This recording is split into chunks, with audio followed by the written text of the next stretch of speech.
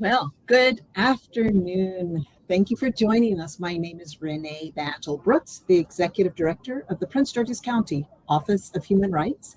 We are the county's civil and human rights education and enforcement agency. We are tasked with really investigating complaints of civil rights discrimination. We help combat human trafficking around the region. We ensure equitable access for all through language access. And we, of course, do these programs where we try to highlight civil and human rights issues and folks that are working within the industry. So thank you, thank you. Since the pandemic, we have been working closely with the Prince George's County Memorial Library System to present meaningful programming to residents. And one of our joint series is this afternoon's Community Conversations. We use this time to introduce people doing interesting things inside Prince George's County. Today, it is a particular delight to welcome the library's new CEO, Dr. Mark Winston. And it seems wonderfully full circle to highlight the library CEO for a community conversation brought in partnership with the library. So we are thrilled. Today, also co-hosting is Kyla Hannington, our manager of our Public Outreach and Engagement Division. So we are thrilled. So Kyla, maybe you want to ask Dr. Winston to introduce himself. Sure. Thank you so much. And Dr. Winston, it's wonderful to have you here and have you here in the county. And we're hoping that you could start us off by introducing yourself to us and to the viewers and let us know a little bit about you and what brought you here. Oh, good. Well, that would be my pleasure. I guess I'll begin by saying I was born in Maryland. So returning to Maryland is great joy. Grew up in Baltimore and lived here until I went away to college, and professionally have lived and worked in many places. And my library career began in the university world. And then I guess about 10 years ago, a little less than that, I had the opportunity to move to the public library world. And I've been having a great time. Also taught for 10 years, which was great fun too, university level. But in many ways, this is the role that I feel draws upon a lot of things I've done so far. So couldn't be happier to be here. Awesome. Thank you. I actually, what did you teach in university for 10 years? I worked in departments that taught future librarians. So Very nice. taught students who were going to work in public, universities, school libraries, and great fun. Great fun, both in Chapel Hill and at Rutgers in New Jersey. Excellent. When you said working in the public library world, transitioning from the university library world, I actually never really thought about the distinctions, but now I do have a question because I'm thinking, when I worked over at the courthouse for all of those years, there was a library, a law library there in the courthouse. So educate us. What are sort of the differences of working in a public library system versus university versus, for instance, like the law library in a courthouse? Absolutely. University library, which we tend to refer to as an academic library, serves the students and faculty of a college or university, supporting curricula, assignments students have, their research, faculty research across a wide range of disciplines. My career has primarily been in public universities, so that always sort of has a bit of an impact, whether it's a private college or university or a public university. I've worked primarily in pretty large university settings as well, so always sort of focusing on who that audience is and how well we're supporting that audience, understanding what their needs are. But the fact that the institutions had primarily been public meant that we were also open to members of the public. So serving students and faculty, but also community members as well. And the funding for public universities comes from tuition to a certain extent, but also supported typically by the state in which the institution is located. So there's accountability to community members, accountability to lawmakers, funders, and obviously to the students and faculty. Public libraries tend to be supported primarily by municipality or county, and then to a certain extent by the state of which they are a part as well. So serving, and this is so important to us at Prince George's County Memorial Library System, because we serve everyone. So we are open to the public. We design programs, services, make decisions about the items in our collection to support the entire community. In Prince George's County, that's no small feat, because this is a county with nearly 1 million residents and a few hundred square miles. So, and we do this through 19 branches and a location in the County Correctional Center as well. It is quite a challenge when you think about the diverseness, right? And serving the public with our multiple national origin stories and languages and traditions. And that is quite a mammoth job. Yes. And interest and reading interest, research interest. Many individuals, for example, have a first country of origin where public libraries, if they exist, may operate very differently and access may not be universal.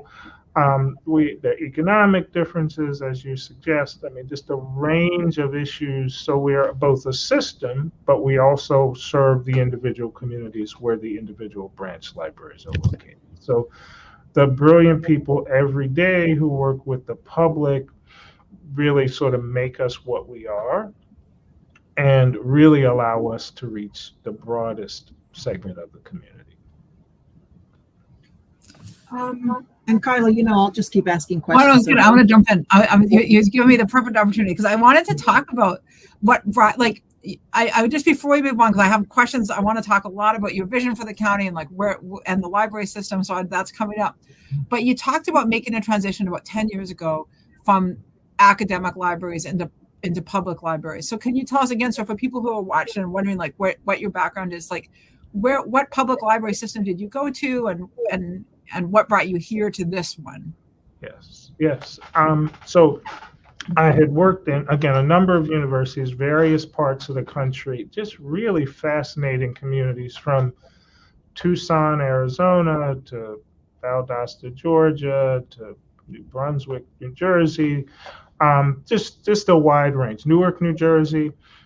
So I was working at a university in Pennsylvania, and had the opportunity, and this is Chester, Pennsylvania, which may be familiar to you, but also as unfortunate as it is, just yesterday, a workplace shooting took place in Chester, Pennsylvania. It is so moving essentially sort of across town from the university library to the public library. There are probably a few reasons why I was drawn to that opportunity. Again, working in public universities, serving the entire community has always been really sort of a driver for me. And in this particular community, and we recently hosted a program with David Kennedy, who's internationally probably the expert on violence deterrence and violence reduction. Chester is a particularly complicated community with economic issues and issues of crime. The opportunity to work to support that community, working directly with the residents. And it's not unlike a lot of communities that really experienced a heyday economically years ago, and then things started to change. Serving that community was a real opportunity and a real challenge. Professionally, just tremendous. And I think drawing on the things that I had done before, but really sort of thinking creatively about reaching a community that in many ways has been served, but in some ways underserved, not just not by the library per se, but just the community that in many ways the needs cut across, access to information and so on. So, for example, no functioning school libraries in the city. So a real opportunity to support young people in their development, support adults with workforce development opportunities. But couldn't have been more fascinating.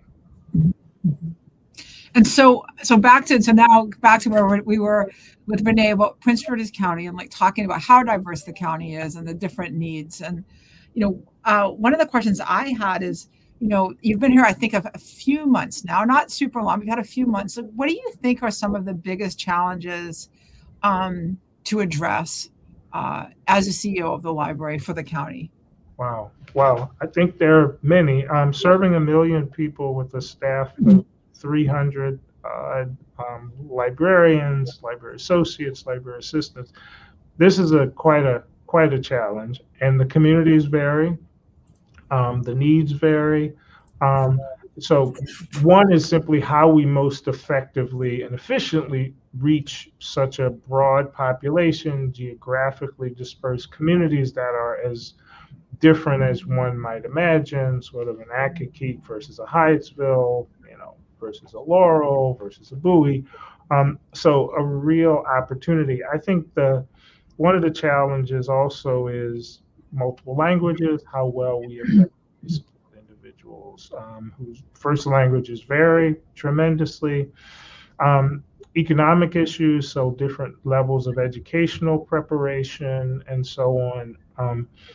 And then it's sort of outside things that complicate delivery of any sort of public service, whether they're issues of crime, whether the issues of homelessness and so on, things that touch the work that we do and that affect our ability to do this. We're, again, serving the entire community, but acknowledging that a community could have wealthy residents, middle income residents, homeless residents, just a wide range of individuals.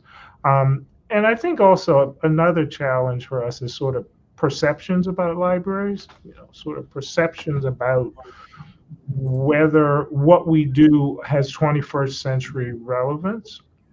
And that everything from the fact that we have books in print form, and I'm so glad to see your background just behind you, Kyla, which sort of helps to tell our story. But also books in, electronic format, audio, a range of formats. But we support reading, research, development interests that cut across a range of things. So the fact that we balance all of these in an environment where many of these things are expensive, but we also have to make some tough choices in some cases, which is tricky. You've sorry, and then Renee, I'm going to give it right back. You've taken me someplace that I wanted to go, because I just at 3:30, I was sitting here getting ready. I got an email from New Yorker Magazine, and it was like their bulletin, and they were sharing an article, and the way that they led into the article was, who is the public library for? And the article title is Not Your Childhood Library. So I've got that pulled up. I'm going to put a link to that article in the chat. It's just a New York article from yesterday, came out in the bulletin today. But let me put that question to you, Dr. Winston, which is, who is the public library for? And what does Not Your Childhood Library mean? Wow. I'll start with the short answer is everyone. And the slightly more expanded answer is that the public library, it's interesting because the public library was at one point described as the people's university, right? So it's a phrase that really sort of resonates with me. Because and to a large extent, that terminology came about partially in relation to immigrants, right? With the idea that the library existed to provide the opportunity to support, prepare individuals in a range of circumstances, complicated circumstances. children in the library itself, this is such a topic that's so important. I mean, the enthusiasm children have for libraries, we hope for reading. What could be better, right? The support we provide to supplement what schools do, but also to expose children to opportunities to develop their reading skills, but to ideas as importantly as anything else, a wide range of ideas. And this is part of where the controversy is happening in the world right now about particularly children, what ideas they can and should be exposed to in 21st century America. I think our philosophy in libraries is certainly we want to support children, protect children, but we also, I think, want to prepare them to be discerning and make decisions about competing ideas as opposed necessarily to protecting them from certain ideas. So the learning, the educational piece of all of this, again, couldn't be more important. So who is the library for? I think the library is also for those who may have an impression that libraries are not 21st century places, and because they have access to resources, technology, and so on through their workplaces, and because they have internet access and so on. But I think it is for all, and children. That's always a good place to start.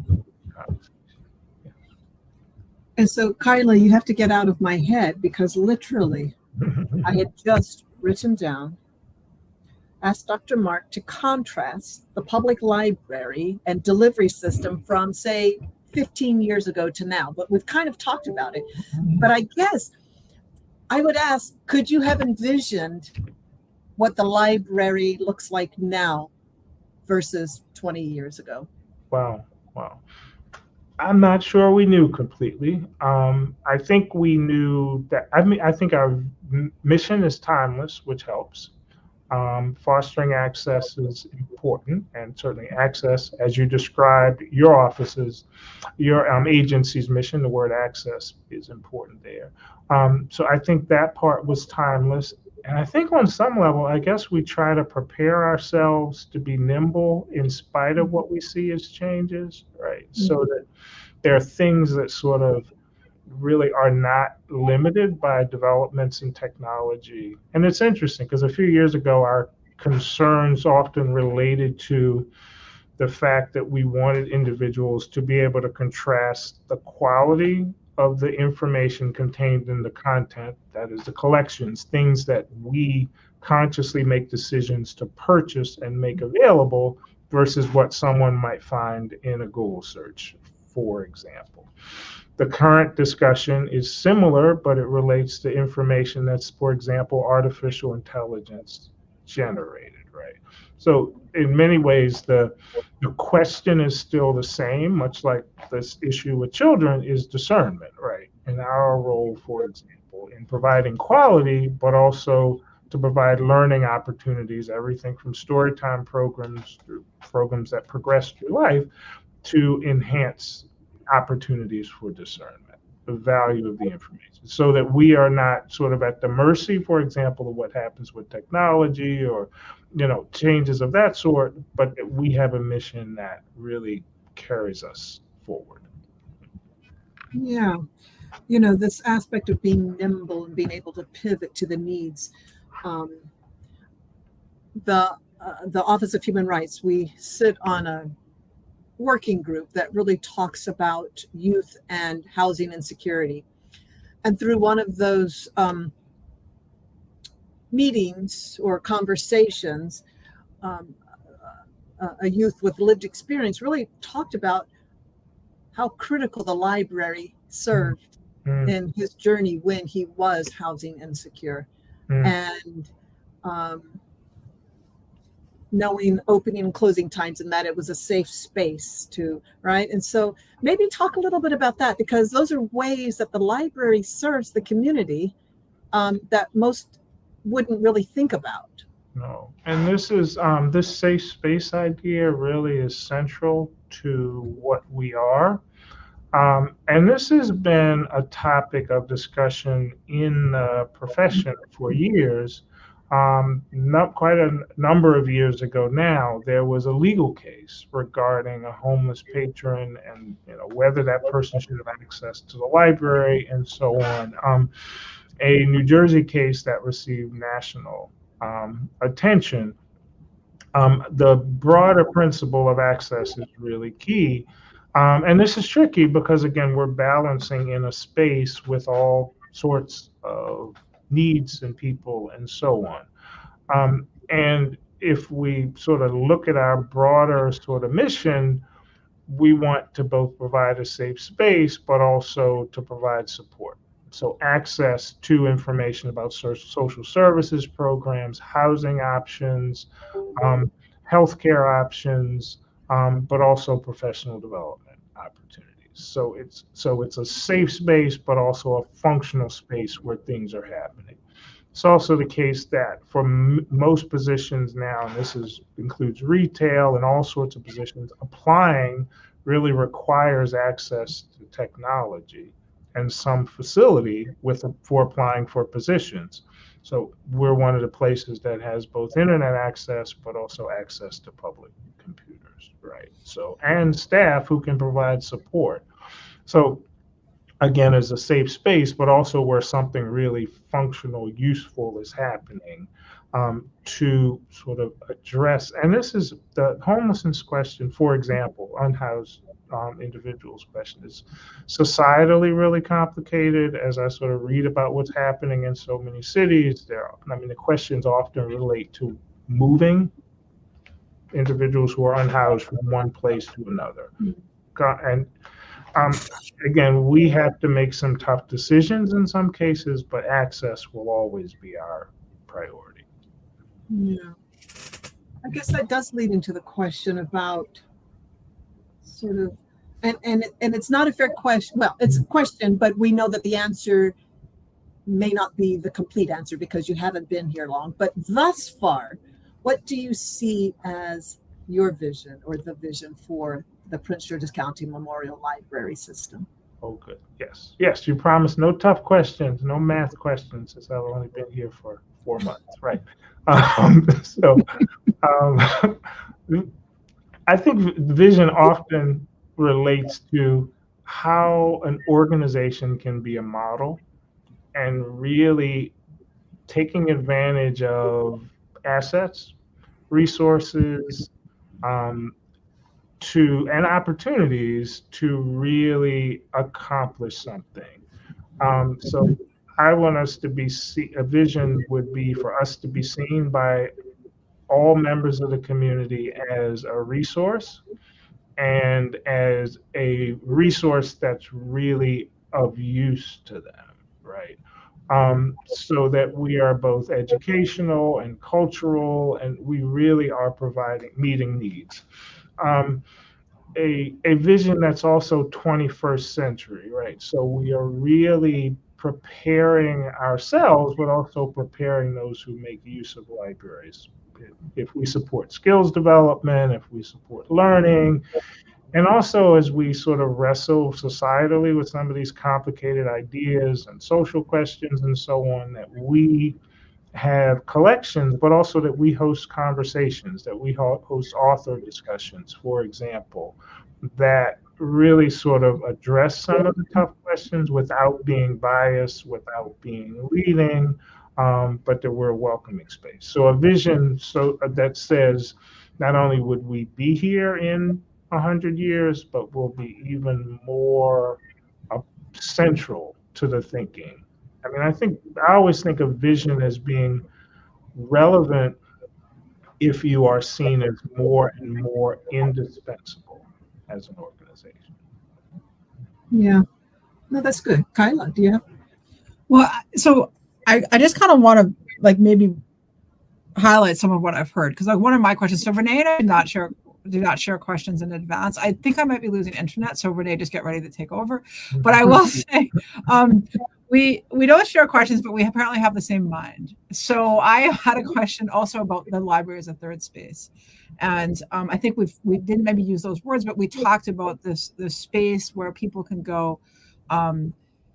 It's free, it's accessible. There's books. There's technology. I mean, you talked about providing guidance in different areas that people can come and get information. So it's not just like information from a book, but like the staff will provide information. And I know from working closely with the library that you folks have done tax programs. You've done, jacket and backpack giveaways. Like in the winter, it's helped facilitate backpack giveaways. The Prince George's County Memorial Library System was really involved in the early days of the vaccine, helping people locate vaccine appointments when that was really challenging. I mean, it just goes on and on and on. And so when we start thinking about the services that the library provides, which is so much larger than access to information in the way that we maybe traditionally understand information, to me, first of all, for people listening, like just to be aware of all the things your library does, and I think we haven't even touched like a 100th of it, but also what a mammoth task that is for any system and for any like individual who's staffing a particular station at the library to have the knowledge and the resources and the connections to help people get what they need and have safety and security. So can we talk a little bit about that, like how the system, which is made up of all of these, hundreds of people, components, how do you do that? Provide support for learning and support for the professional growth of the staff. This is such an interesting question. We had a meeting with the library's head of professional development yesterday to talk about just this question, and in a visit to one of the branches today, we talked about just this question. I think there are a few things. One is, unfortunately, and also creating some framework, there are essentially certification requirements, continuing education requirements for a number of categories of staff in the organization. So we want to support learning, which is a part of professional certification. One of the conversations we have is about what types of content is important in professional development programs, how we offer them, how we provide funding support. And this is so critical. Of the three sort of priorities that I identified in both interview process for this position, but also my first few weeks, professional development was on that list. So we have a few things that I think are at work. One is always looking at how we can fund internal and external learning opportunities. Also, that we actually query staff and ask them about what their needs and interests are, relating both to their current positions they aspire to, but also broader skills that they would like to develop, conflict resolution, communication skills, or to further develop. And also how we effectively evaluate the program offerings that exist, I think. So I mean, this is a particular challenge because we currently have one full-time staff person who manages staff development for the entire organization. So she has her hands full, brilliant, capable, and has her hands full. So as we look at how we put in place an infrastructure to do this, it couldn't be more important. One of the other topics we discussed during this branch visit this morning is how we support staff generally, how we provide support. One of the ways we do that is that we listen, but also how we consciously sort of make decisions to provide the support that they need. So we talked about unhoused patrons, for example. There's complexity when one provides public services for a community that's complicated. How do we support staff for navigating situations? I mean, how do we provide professional development opportunities for the security staff that we contract with so that they can de-escalate situations and so that we don't leap to the most extreme solution in the case of a complicated interaction. Banning someone from the library is a last resort because that limits access, right? How do we ensure that we make it a safe space for staff, for members of the public? I mean, sort of an ongoing process. And one of the reasons I emphasize the professional development, because that applies to myself also. So I'm always thinking about what my learning goals are, how I'm going to meet those goals. So whether I'm in classes, whether I'm always focusing on peer mentoring with individuals that I'm sort of putting my head together with to understand things and asking questions. How is your organization wrestling with this? How are you approaching this? Who is the expert that we could talk to address this? So I hope I model it. I hope we're moving to supporting it even more, but also asking lots of questions so we can put in place the infrastructure, but also content as well. Yeah, and so what I heard you say in terms of like all the different hats, so part social services, part fundraiser, part in this many parts. So math is not my strong suit, so I'm not going to say what, right? Fiscal responsibilities, negotiator, safety officer, academic advisor, negotiator, all of these things, personnel.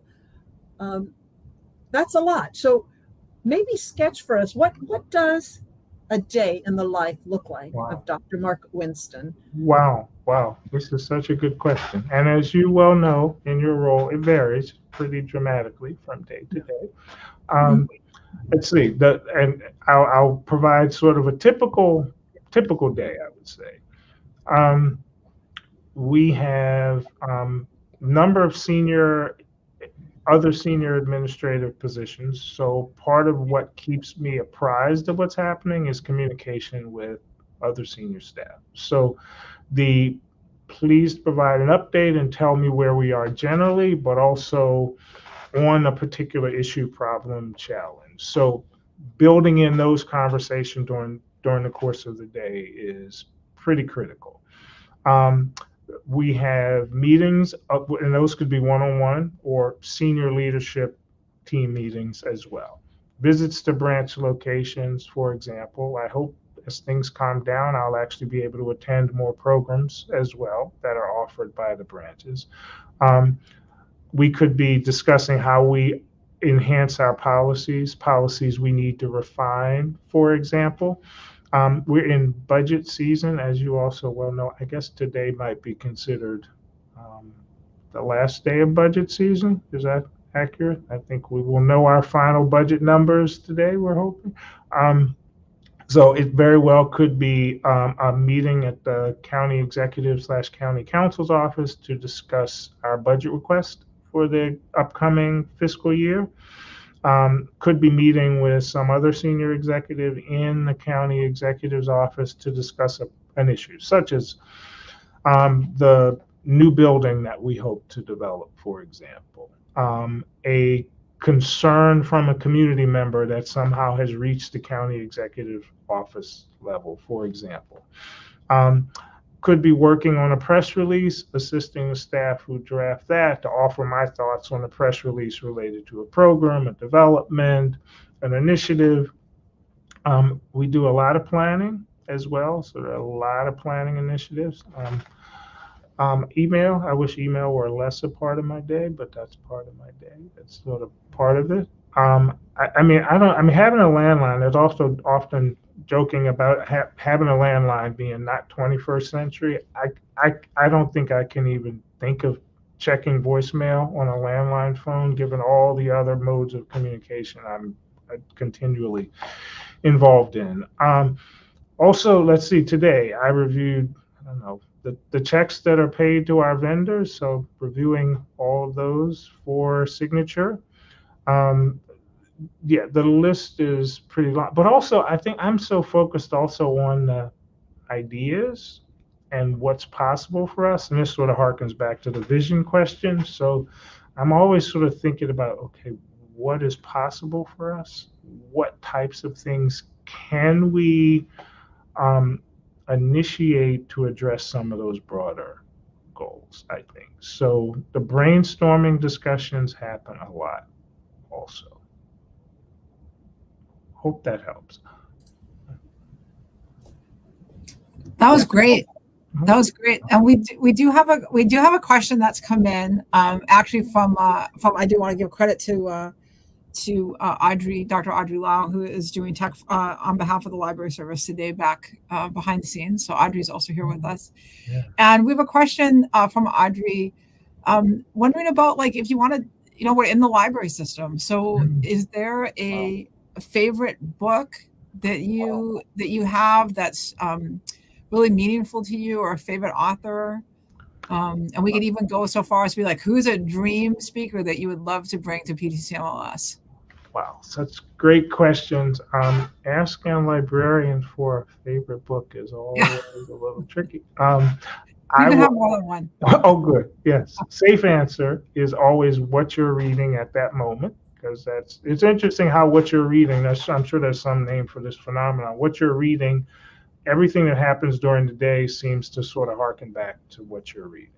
Where you read a New York Times article in the morning, something that day is going to come up that's relevant.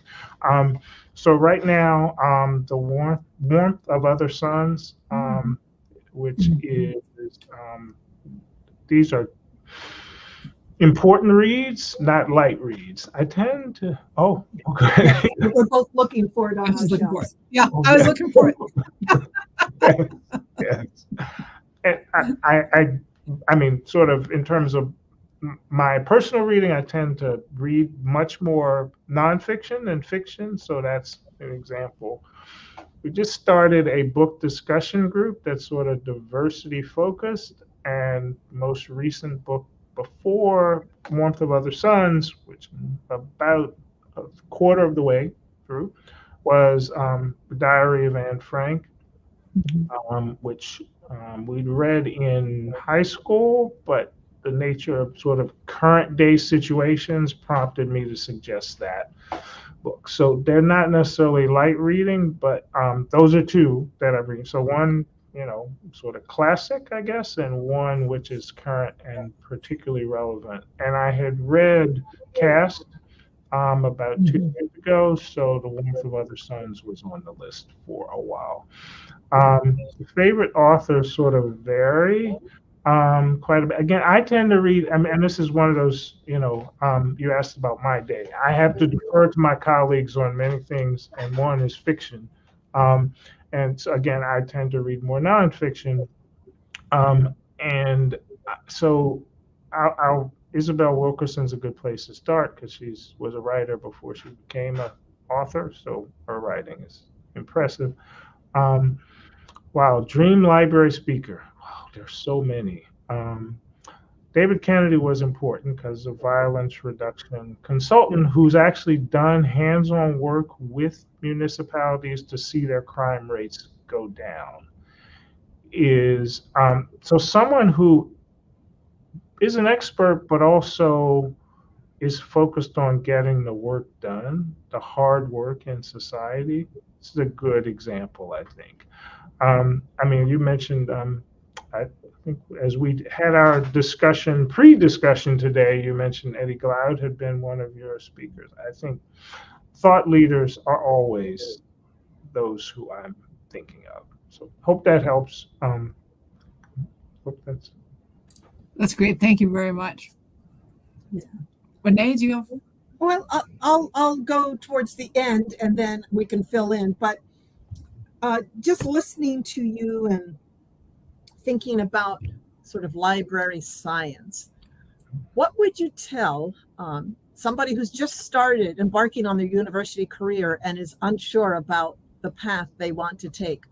What would you tell them about why they should consider the library sciences? Wow. First place, very practically, your undergraduate major can be any that interests you. And it will be relevant when you become a librarian. Whatever that major is, it will be relevant because we cover every subject one could imagine. If your interest is serving the community, if your interest is teaching, if your interest is technology, if your interest is problem solving and management, and we offer all of that and then some on a daily basis, I promise you. If you want to work with children, if you want to work with adults, whatever segment of the population you want to work with, we offer that. It's also, if there's any field that is about as dynamic as it could be, but also as societally relevant, I think we offer that. Yes. And also, if it's the case that professional satisfaction comes through intellectual engagement, dealing with ideas, but also accomplishing things, we definitely offer that. Yes, yes. We're 21st century. That's a great commercial. Oh, wow. Yeah, because I don't know. Yeah, I don't know the statistics, whether more people are going into library science, less people, or about the same. And maybe I'm not even calling it correct. Maybe it's not called library science anymore. I don't know. Well, there are a few terms, sometimes library science, sometimes information science, which is a little tricky because we overlap with quite a few fields as well. Occasionally information studies, and then occasionally the very broad information. But I like library science too. Okay, all right. I learned something. That's good. Kyla? Well, one of the things, so I'm hoping for people, so we put it up on screen, but let me just say for people watching, like if you have questions for Dr. Winston, whether they're like about what we've been talking about right now or just about the library system in general, please type them in the chat where you're watching. We'll share them with Dr. Winston as time allows. But I'm thinking also for people watching and who are, hopefully learning stuff about you and about the library, maybe some things they don't know in terms of like how many services you provide. One of the things is like, what ways would you like to see the public or hope for the public or would be ideal for the public to engage and interact with the library or support the library? Wow, there's so many. The programs we offer are so extensive. There's no question. Just following us on social media, visiting the website, you will have a sense of the level of programming. Please visit a location. You will get a sense of that program's offerings, but also the broader system. I would also say that volunteerism is always great in a space like this, which is certainly good. If you're interested in making a financial donation, that's always tremendous. It will be put to good use, that I promise you, directly to the system or with one of the Friends of the Library groups. A number of the branches have a Friends of the Library group. We also have a foundation, supports the entire organization. I would say that a good place to start, though, is to visit, and because the dynamism of a library space is really compelling. Walking through, we happened to visit, I didn't mention the branch we visited this morning, the Bowie location. The dynamism of that space at 10:30, 11 o'clock a.m., middle of the workday, school day, is really inspiring. The children's area, the teen space, the adult space, the use of computers, the group study rooms, the quiet study rooms, all being actively used. I think it's just so intriguing, to see what's happening, particularly when there's sort of this perception, are libraries really going to be around? Do we really need libraries? Why are you building library building? So this is such an important question, but the reality is really helpful to see. Visiting a space is really a good place to begin, I think. Thank you.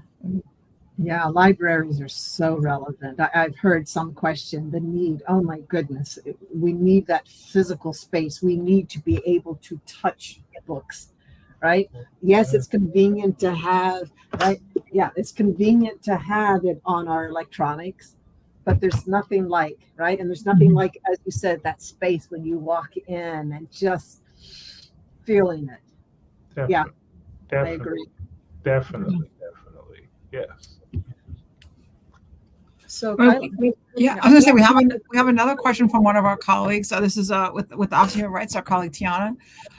What ideas do you have for encouraging teens to come to the library? Wow. And this is such an interesting question because in the Bowie branch, and often the way high school class schedules work, students are not necessarily in the school building the entire day. So there are actually a lot of teens in some of our library buildings during the day, which is certainly important for us to serve. I think there are a few things. The programming is important. We also do, one of the librarians had initiated a social justice camp, with which the Office of Human Rights is quite familiar, which is a summer program for young people, really talking about sort of the history of social justice movements and activism, and a real opportunity for young people to think about advocacy around the issues that interest them. I mean, what could be more important, I think? Because I think young people are so interested societally and interested in issues, and I think to see that there's a history, but there are also ways that social activism has been effective and successful, I think. So I think the more programming that we do that is targeted and informed. One of the things I've always found in libraries, and certainly part of the beauty of having worked in university libraries and in public libraries, is that teens have been part of both of those spaces, right? Is to ask questions, right? Because not sort of assuming that we know what's of interest to what are the drivers for young people. And this is something that I saw pretty early on because I taught primarily individuals who were becoming librarians, so graduate students. But the first time I taught an undergraduate course, average age maybe 19 or 20 for the students, I realized I had to ask a lot of questions because I wasn't reading the same things they were reading. I wasn't getting my current events information from the same sources.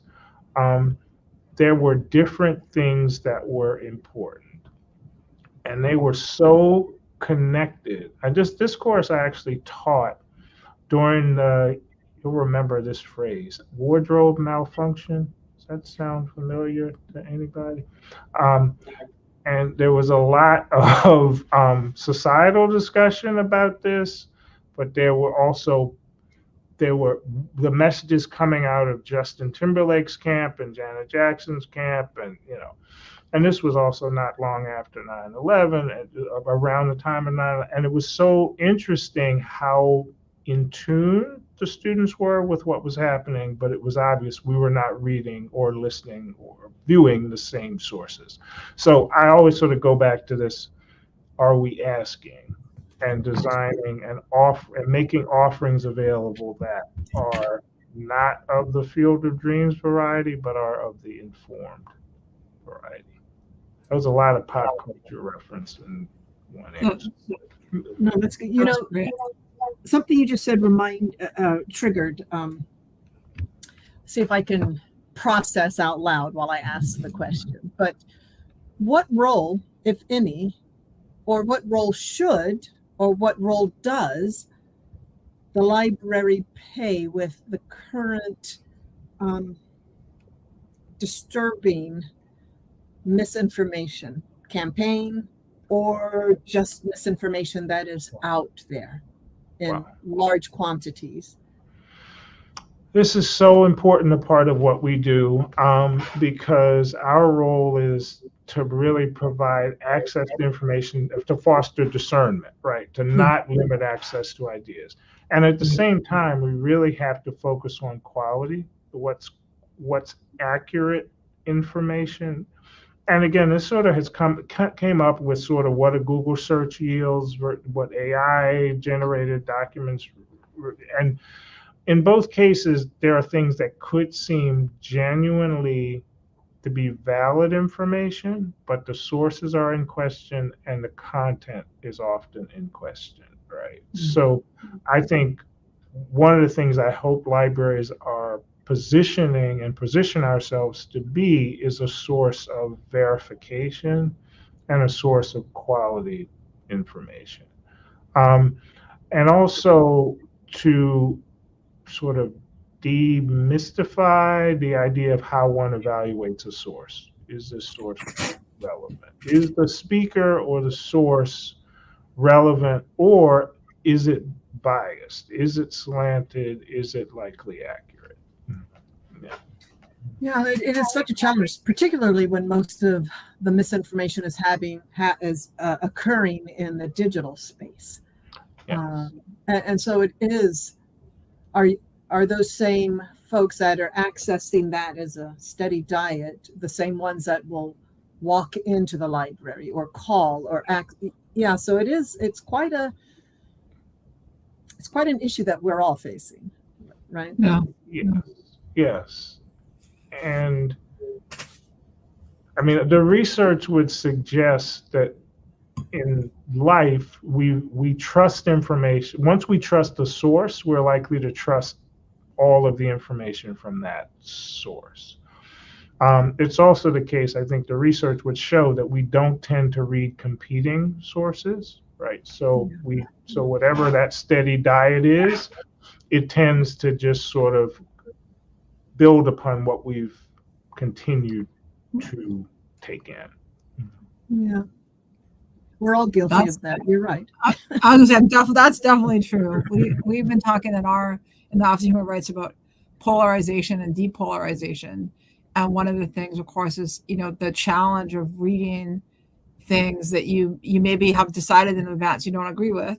So you don't read them, and you don't take in alternate forms of, or you don't watch them, you don't take in alternate viewpoints. And trying to combat that internally is its own challenge, let alone sort of, in the sense of combating misinformation, which is, I guess, in sometimes an external battle, and that is really challenging. I asked you earlier what the biggest challenge or challenges that you saw, in the library, and I want to just turn that now and ask you, what do you think are the biggest strengths? Well, I think there are many. I think. What's so great is that when I sort of pose a question to staff about the future and what's possible and how we can develop a service, expand a service, they're so close to the needs, but there's so much creativity. It's just tremendous. So just the brilliance and creativity of the staff in the organization. I think we're also at a point societally where I think there's both some societal fatigue, I think, but also maybe interest in, because what sort of era are we in now? We were in pre-pandemic and we didn't know we were in pre-pandemic. Right. And then we were in pandemic and didn't know exactly what that meant, how long it was going to last, and all sorts. And one thing we saw in organizations is that we had to pivot more quickly than maybe we ever have had to pivot. Whatever circumstance we're in now, if it is in fact post-pandemic, we certainly are in a different space, but I think people are ready and open to some things, which I think is great. The system also has a good reputation in the county among members of the community, and certainly I think among leadership and funders and decision makers, which is great. I also think, for better or for worse, there are gaps in society, service provision, and so on. So I think we can define a role that really reflects needs, but where we're not limited by a traditional definition of library. That's great. Thank you. Renee, I have one more. If you would like to take us home, please. No, please. Okay. That's good. Yeah. Well, So the library has incredible programming, and I spend a lot of time working closely with the library, and then also I'm a resident of the county, so I interact with it, and I know you have a lot of programming, and I see a lot of programming for seniors and young children and English language learners, and you guys are doing like incredible things in that space. What is there a demographic or a group that you think is maybe not being served as well as it could be, and you know, who is that group, and what do you think you can do to kind of elevate services if necessary? I would have to at least mention teens, which we talked about, because this is, I think, such an ongoing issue. I also think that as young people sort of, if we have to think carefully about how we reach teens, because we want to serve them where they are, and this is different than children's services, if you will. So I think this is an ongoing sort of moving target, if you will. I think the unhoused community, which we talked about, is obviously a question because, again, providing access is important, but also what needs are we meeting so that someone who's unhoused this week is not unhoused a month from now, or at least closer to where they hope to be some measure of self-sufficiency. I also think that there is, do we lose people when they leave school, right? When they graduate, right? Because we hope libraries have been emphasized as a resource of service and opportunity when individuals are in school. That would be K through 12 and college and so on. But are we losing them when they are young professionals, for example? How are we reaching these groups? And there are ways we can do this, but I also think we do book discussion groups, we do a range of things, but do we reach men and women, right? Are we reaching as much of the working age professional population as we would like to? And that's something I sort of spend a lot of time thinking about, because these individuals typically often have access to a lot through their workplaces or homes, but maybe not to the services that we offer. So one of the things, we're starting our strategic planning process in the fall, and one of the things we do is query members of the public. And this would be those who use libraries, but also what I think of as the quote unquote non-user, part of the service population, but not necessarily making use of library programs and services. So we understand, and we don't necessarily ask questions that are purely library related. Have you done this for library? Have you done? But just talk about needs and where they're engaged as well. Thank you. I think that does bring us to the end of our time. It has been an absolute pleasure to have you with us, Dr. Winston, and to learn about you and to hear more about all the incredible things the library is doing. For people watching, please go to PGCMLS.info. They have absolutely incredible programming, which you can check out. At the top, there's a little banner, blue banner, and there's a button that says events. And if you click on that, you can go through. The Prince George's County Memorial Library System is doing many events every single day. And some of them are with us, the Office of Human Rights, including tonight at 7 p.m. when we have a special Asian American Pacific Islander month event where we are talking to author Jiming Tang about what is really an extraordinarily beautiful debut novel called Cinema Love at 7:00 tonight. So we invite you to join us there. And again, you can find that at pgcmls.info/events. You can also visit our website at civilrights.pgc. Oh, no, that's not it. I'm going to try again. civilrights.mypgc.us and see what else we have coming up for you. Thank you, everybody, for joining us today. Thank you, Audrey, for doing tech, Renee co-hosting, Tiana being backstage and offering some questions, and all of you for watching. Again, Dr. Winston, thank you, and welcome very much to Prince George's County. Thank Bye, you. everyone. Bye-bye.